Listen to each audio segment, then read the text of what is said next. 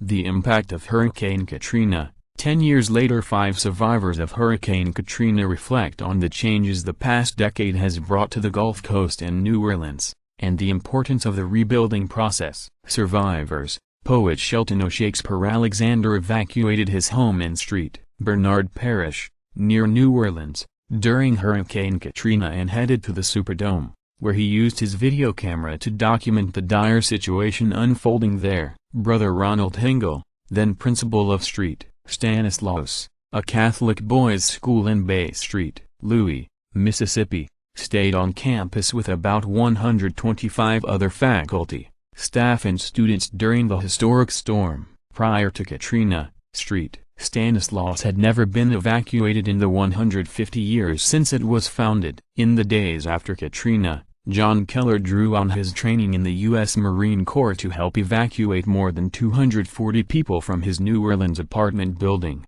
known as the American Can. The extensive training rescue swimmer Lawrence O. Noodles Nettles and his colleagues in the U.S. Coast Guard received proved vital during Hurricane Katrina, when they adapted their ocean rescue tactics to rescue thousands of people trapped by the floodwaters in New Orleans. Angela Traon, whose mother and aunt worked at St. Stanislaus, stayed on campus with her family during the storm. When they were trapped in the cafeteria by rising water and debris, Brother Hingle and other members of the school community were able to break through the doors and get them to safety.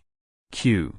What is the most positive change that you've seen over the past 10 years since Katrina personally, in your community or in New Orleans, the Gulf Coast as a whole? Angela Traon, on a personal level for me, the positive change was that I realized I needed to go back to school, because although everything was destroyed, it was a lot easier for the people who did have money to come back and rebuild, and to get their homes back the way they were. I remember when it all happened, everybody was on the same level. The nurses and the doctors that I worked with at the hospital were around town trying to get ice and food and everything for their families, just like we were. At the same time, maybe a month or two later, they were in better standings than a lot of people in my community. That let me know that I needed to go back to school in order to better myself and my family's situation. It really made me realize that I need to build a nest egg in the bank for me, for my children, for my family. Brother Ronald Hingle, one of the things that touched me is the resiliency of the people. That was one of the things that really kind of inspired us,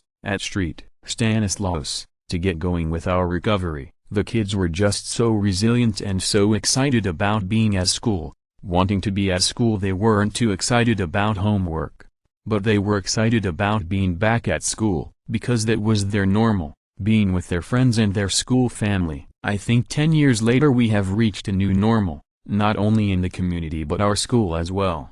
I think we're all the better for it, because we've come to realize what the most important things in life are, and we're really trying to value those more and more each day. Shelton Alexander, the positive changes we made, they were all great. Everybody came back, everybody was pulling together. When we all was living in FEMA trailers, nobody was richer than anybody. Everything was wiped out, everything was pretty much damaged and destroyed, and so everybody was back on the same level. That was a great thing. Everybody was like, let me help you, neighbor, what you need, I'm gonna get this for you.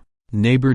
But as the neighbors that had the money before, as their money start kicking in and their houses start looking beautiful, they got the best house on the block. They were like, oh, now y'all need to get them trailers out of here. Y'all making our neighborhood look bad. So there was a positive change, then a negative change. Broken bar. I teach poetry and work with kids, as a creative writing teacher, so I'm gonna say my most positive moment is the kids and the time that I've spent with them. It reminded me why I need to be here. People think the storm is over, but everybody's still going to face their individual storm. John Keller, I do see a lot of change. Katrina affected a lot of people. I see a lot of change. I see a lot of gentrification. They are moving out what made New Orleans New Orleans. But the positive change is I do see a lot of businesses coming here. The movie industry went crazy, and I'm involved in that. So it's good for me, but it's not good for everybody, and it should be a come up for everybody.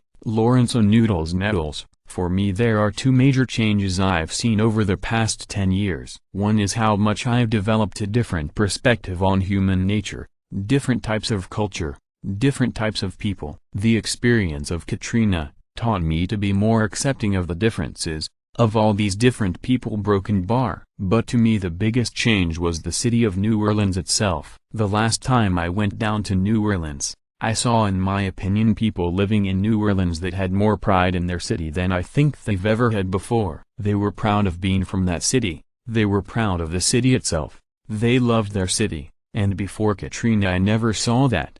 Q.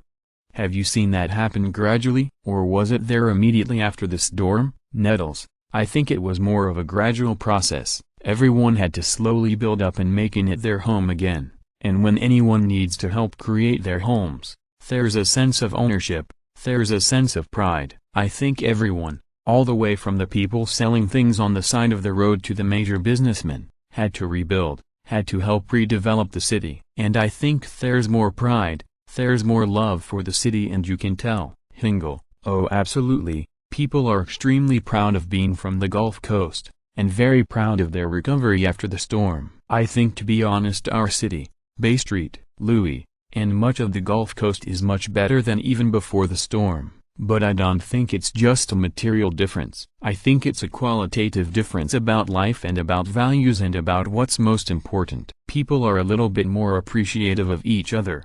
Q. Why was it important to you to rebuild New Orleans and the Gulf Coast after the storm? Traon. I think the rebuilding is important because it shows the kids that life is not easy, and it's not fair, but you can get through. You can start over. It did not just all end, and there's no coming back. It didn't happen overnight, but with the development of the new schools, the movie theaters, the skate parks, and things like that, it gave them a sense of hope that the devastation that I'm seeing around me is not going to be there soon. It showed my children that in the midst of something bad, you can also have something good come out of it, because as bad as Hurricane Katrina was, there are some great things that did come out of it. Katrina brought a lot of people together like it should have. I just wish it would have stuck. It would have stayed with everyone the way it did maybe the first year or two after Katrina. Hingle. Well, one thing I'll say is it's home, and there's no place like it, and you don't want to just pick up and leave. You want to value it and you want to do all you can to take care of it and bring it back. You can pick up and move and rebuild a house, but home is not just a house, or a block, or even a neighborhood. It's where your heart is, it's where people grew up, it's where your family and friends belong, and it's where you feel like you belong. Keller.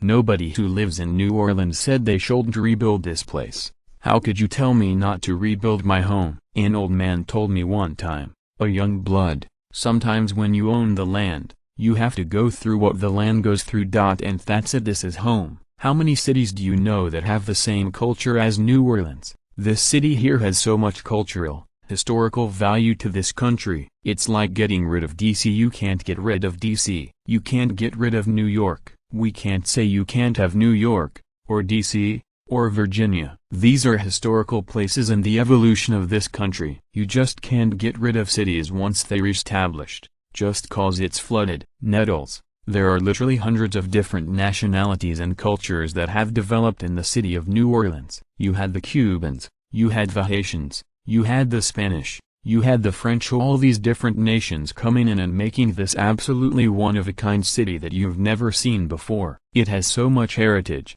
and such an accumulated spicy life of all these different cultures. New Orleans is its own culture, and you can't get rid of that culture. If somebody said, "We're gonna move somewhere else," it's like, oh no, you can't get rid of this culture. This is a one-of-a-kind culture. This is a one-of-a-kind city. Rebuilding. There's no other option. You have to rebuild, because you cannot lose a culture like that. Q.